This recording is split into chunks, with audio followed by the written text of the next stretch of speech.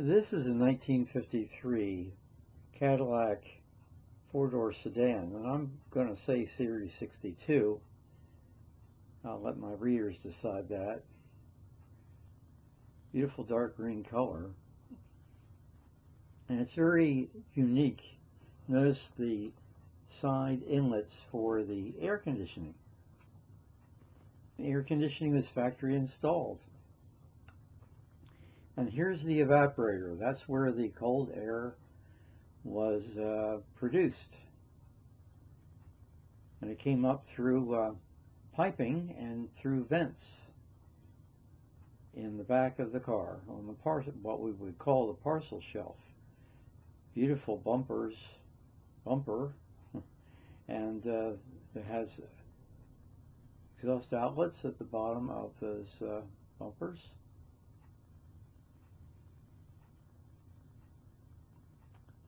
And now we're going to look around the side, and you can see right there in the back window a tube coming up from the back.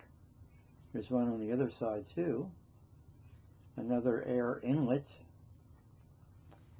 And we look inside the car, and we can see that there's also a register there in the middle of the parcel shelf, which is another source of cold air from that evaporator in the trunk. Now you can see that those clear tubes send cool air up through the roof, and it's dispensed through those two outlets on the sides of the ceiling there.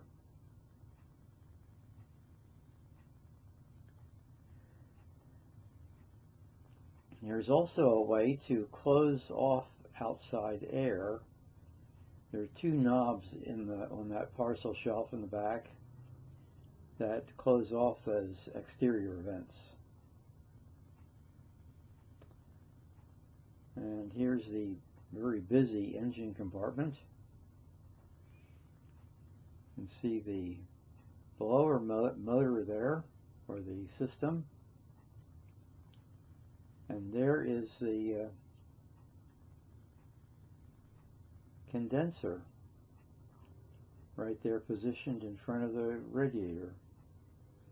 And there is the compressor, which is huge by current day standards.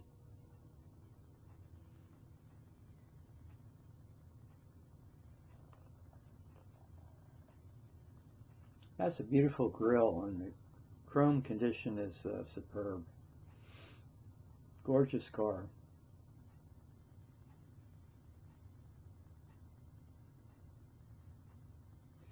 The most early adaptations of air conditioning for cars, and this was made by Frigidaire, division of General Motors.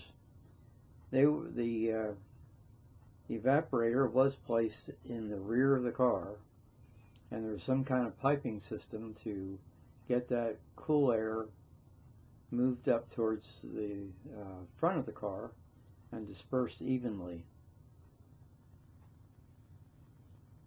Original car with the AC was the Packard in 1940.